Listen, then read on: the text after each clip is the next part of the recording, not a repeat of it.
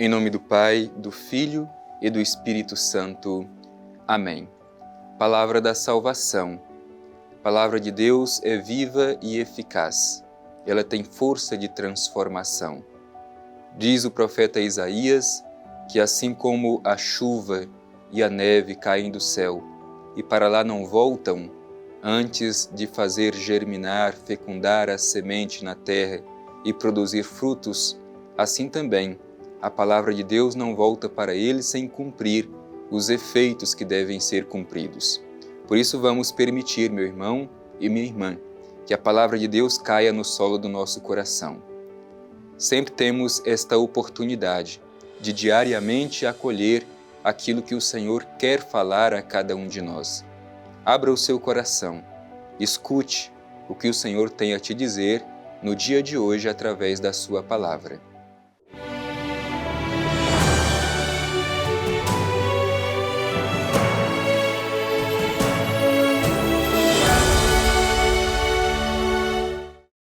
Do Evangelho de Jesus Cristo segundo Marcos. Glória a vós, Senhor. E tornou a sair para a beira-mar, e toda a multidão ia até ele, e ele os ensinava. Ao passar, viu Levi, o filho de Alfeu, sentado na coletoria, e disse-lhe: segue-me. Ele se levantou e o seguiu. Aconteceu que, estando à mesa, em casa de Levi, muitos publicanos e pecadores também estavam com Jesus e os seus discípulos, pois eram muitos os que o seguiam. Os escribas dos fariseus, vendo-o comer com os pecadores e os publicanos, diziam aos discípulos dele: que ele come com os publicanos e pecadores? Ouvindo isso, Jesus lhes disse: não são os que têm saúde que precisam de médico, mas os doentes. Eu não vim chamar justos, mas pecadores. Palavra da salvação. Glória a vós, Senhor. Meu irmão e minha irmã, para a gente compreender bem esta passagem do Evangelho que terminamos de ouvir, vale a pena a gente contextualizar um pouco.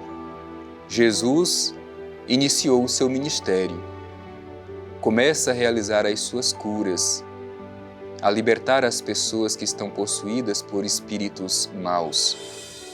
Hoje, nesse trecho que nós ouvimos, Jesus continua a sua atividade missionária, mas ele mostra que a sua missão não é realizada sozinha. Jesus quer contar com outras pessoas na realização da sua missão. E pode ser que hoje é o dia em que ele passa pela nossa vida e nos convida para fazer parte do seu projeto missionário. Então vamos com muita atenção refletir cada detalhe deste Evangelho que nos ajuda também a reconhecer a nossa missão e a nossa vocação. O Evangelho começa dizendo: tornou a sair para a beira-mar.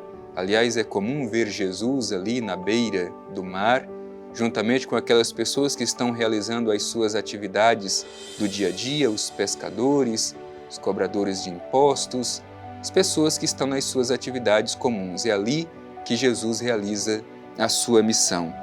Toda a multidão ia até ele. As multidões nutriam um carinho muito grande por Jesus.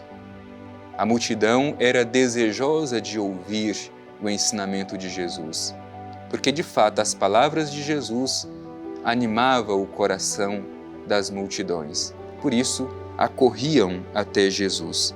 E o Evangelho diz: e ele os ensinava. Jesus é o grande mestre, aquele que nos ensina sobre o projeto do Pai. Ele os ensinava. Jesus tinha paciência e gastava tempo para ensinar as multidões. Hoje, sobretudo, a igreja precisa se espelhar em Jesus como a catequista que tem paciência para transmitir o mistério do Pai Eterno ao coração de tantas pessoas desejosas de conhecê-lo. Assim era Jesus, o grande catequista, que ensinava as coisas de Deus com entusiasmo e com paciência. Por isso este Evangelho muito nos ensina. E aí diz o Evangelho: ao passar viu Levi, o filho de Alfeu, sentado na coletoria, e disse-lhe: segue-me. Ele se levantou e o seguiu. Aparentemente, poderíamos dizer, mas é um chamado comum, como qualquer outro chamado, um chamado missionário para colaborar com a sua missão.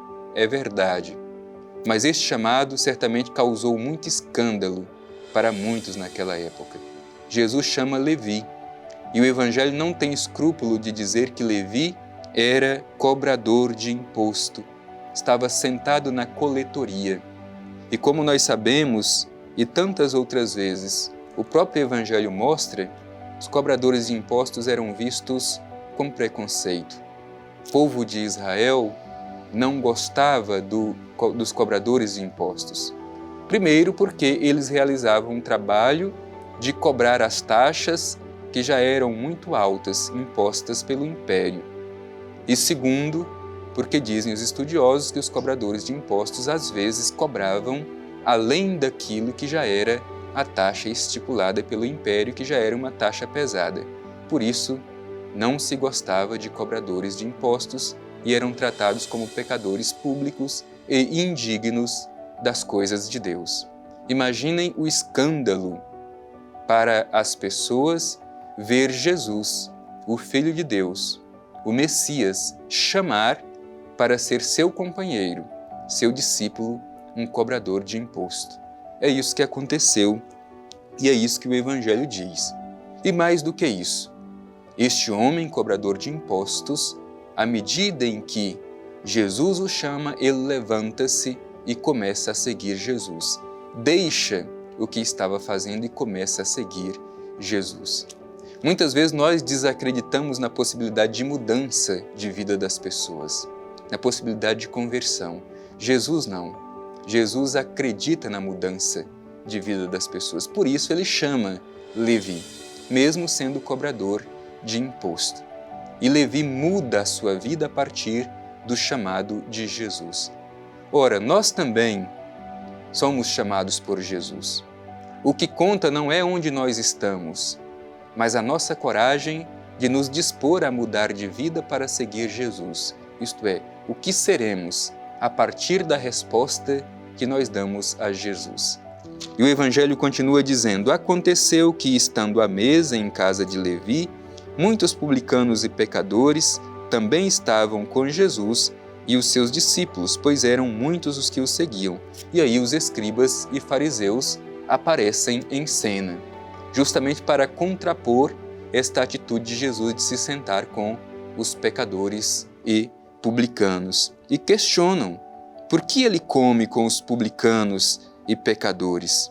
E Jesus, como sempre, que vê aquilo que está no íntimo das pessoas, ouvindo isso, disse-lhes: não são os que têm saúde que precisam de médico. Este é um ensinamento também muito válido para nós hoje. Ainda hoje, como os fariseus e os mestres da lei daquele tempo, nós queremos ainda criar uma religião onde nós separamos justos de injustos, puros de impuros, e achamos que nós temos condições de separar justos de injustos, salvar a uns e condenar a outros. Meu irmão e minha irmã, o Evangelho nos ensina a pensar diferente. Acolhamos este ensinamento de Jesus. Não são os que têm saúde que precisam de médico, mas os doentes. Por isso não vamos na igreja ter esta tentação de querer separar justos de injustos, dignos de indignos, puros de impuros. Não é este o nosso papel. Sejamos como Jesus.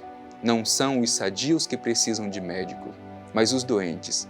E Jesus conclui o Evangelho dizendo: eu não vim chamar justos, mas pecadores.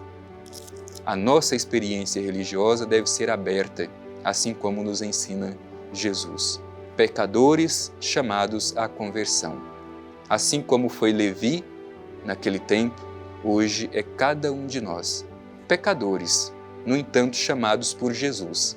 E se nos dispomos a seguir Jesus, a nossa vida será transfigurada.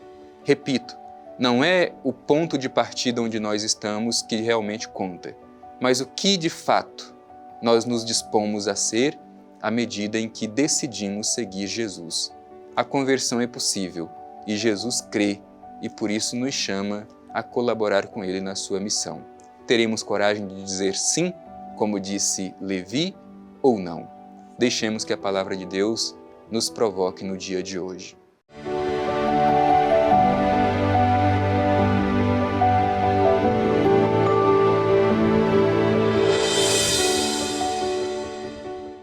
Não são os sadios que precisam de médico, mas os doentes.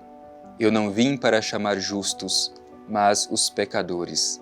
Este é o ensinamento de Jesus para nós no dia de hoje através do seu Evangelho. Por isso queremos ser uma igreja aberta, acolhedora, que acredita na possibilidade da conversão. Dirijamo-nos ao Pai Eterno e a Ele façamos a nossa oração.